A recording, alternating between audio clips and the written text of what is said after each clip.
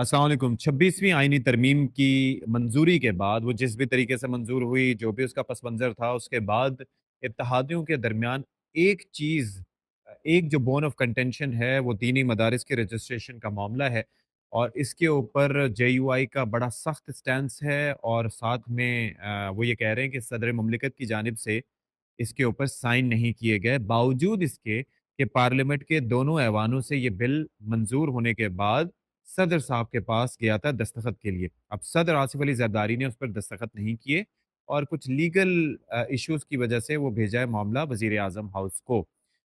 तो ये सारा मामला है। अब इसके अंदर क्या वजह है कि ऐसा नहीं हुआ? यानी कि पार्लिमान के दोनों ऐवान अगर उसकी मंजूरी दे चुके हैं, तो फिर सदर साहब ने दस्तखत क्यों नहीं किए? एक सेपरेट क्वेश्चन है। बिलावल साहब ने एश्योर किया है मौलाना फज़लुर रहमान को कि वो इस मामले पर गवर्नमेंट से बात करेंगे और जो कंसर्न्स हैं मौलाना साहब के वो एड्रेस करवाने की कोशिश करेंगे। दूसरी चीज़ ये है कि मियाँ नवाज़ शरीफ साहब ने अपने भाई शहबाज शरीफ साहब पे भी इस चीज़ पर ज़ोर दिया है कि भाई मौलाना फज़लुर रहमान के जो कंसर्न्स हैं उनको दूर किया जाए रिलेटेड टू दिस इशू।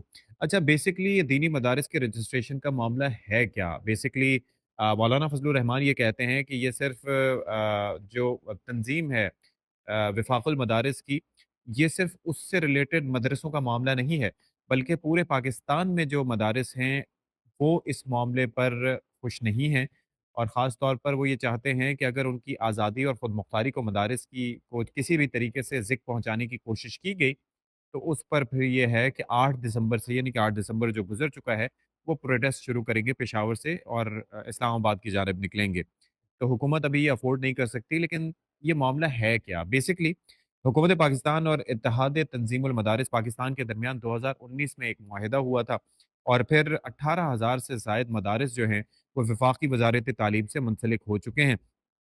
अच्छा, फिर ये है कि अमूमन ये हम देखते थे कि दीनी मदारिस में जो तालीम दी जाती थी वो अपनी जगह ज़ाहिर है कि दीन और दुनिया साथ-साथ चलते हैं, लेकिन उसमें फिर फ़र्क आ जाता था काफ़ी दुनियावी तालीम को लेकर। और वो गैप को फ़िल करने के लिए और उन स्टूडेंट्स को, उन बच्चों को जो कि मुआशरे के मुफ़ीद शहरी उस तरीके से नहीं बन सकते थे प्रैक्टिकल लाइफ़ में आने के बाद, तो उनको एक तरह से शरीक करने के लिए ये फ़ैसला किया गया था। अब उसके अंदर क्या हुआ कि 18,000 जो इस तरह से मदारिस हैं, वो वफ़ाक़ी वज़ारत तालीम से मुंसलिक हो चुके हैं और फिर मकसद ये था कि यकसा उनको मौक़े प्रैक्टिकल लाइफ़ में प्रोवाइड किए जा सकें, ताकि वो किसी भी तालीमी निज़ाम से हों, लेकिन उनका मुस्तक़बिल जो है, वो सेफ़ एंड सिक्योर रहे। एट लीस्ट ये कहा गया था उस मुआहदे के तहत। अच्छा, अब ये है कि इस मामले के ऊपर काफ़ी चैमगोइयाँ हो रही हैं और कहा ये जा रहा है कि एक मख़सूस तबक़ा जो है, वो इस मामले को एक तो पॉलिटिसाइज़ करने और दूसरा इसको मुतनाज़ा बनाने की कोशिश कर रहा है। और ये बेसिकली इल्ज़ाम ये लगाया जा रहा है कि वहाँ पर जो मदारिस में बच्चे हैं, उनके ऊपर कोई चेक एंड बैलेंस नहीं होता और उनको सही तरीके जिस तरह से उनको ट्रीट करना चाहिए, उस तरह से ट्रीट नहीं किया जाता। उनको एक तरह से गुलामाना ज़हनियत का हामिल बना दिया जाता है और उनके ऊपर वहाँ पर तशद्दुद वग़ैरह भी होता है। इस तरह की चीज़ें जो हैं वो रिपोर्ट की जाती रही हैं। ज़ाहिर है कि इन खबरों में सदाकत भी हो सकती है, लेकिन इन्वेस्टिगेट करना ज़ाहिर है ज़रूरी है। अब इस चीज़ में क्या रुकावट है आखिर? आखिर अगर वो रजिस्टर हो जाते हैं वज़ारत तालीम के मातहत और तो फिर ये है कि इससे तो बज़ाहिर तो फ़ायदा ही है। लेकिन एक और चीज़ भी है कि आप ये देखिए कि जब आप प्रैक्टिकल लाइफ़ में जाते हैं और अमूमन एक मिसकंसेप्शन ये आती है कि जी मदारिस से पढ़ा हुआ है तो इसको दुनियावी तालीम का पता नहीं होगा या ये बाकी जो सब्जेक्ट्स हैं उसके अंदर इतना एक्सपर्ट नहीं होगा। ज़ाहिर है जो मदरसे का पढ़ा हुआ है या वहाँ का फ़ारिग तहसील है तो उसकी भी अपनी एक एक्सपर्टीज़ है और बड़े एक सख्त प्रोसेस से निकल कर वो किसी स्टेज पर पहुँचा है। लेकिन इनको आपस में यकजां या एक हाइब्रिड मॉडल के तहत इनको लेके चलने का मकसद ये है कि दुनिया में कहीं पर भी वो स्टूडेंट्स जाएँ, तो वो तरक्की के ज़ीने और कामयाबी के ज़ीने आसानी से तय कर सकें।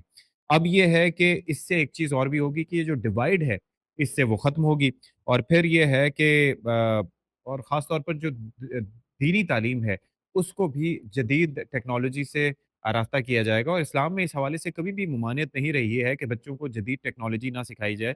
बल्कि आप इस बात से अंदाज़ा कीजिए कि हमारे जो मशहूर व मारूफ़ महक़्क़िक़ साइंसदान जो भी रहे हैं, वो ज़्यादातर मुसलमान साइंसदान ही रहे हैं, इसलिए कि उन्होंने अपने आप को लिमिट नहीं किया।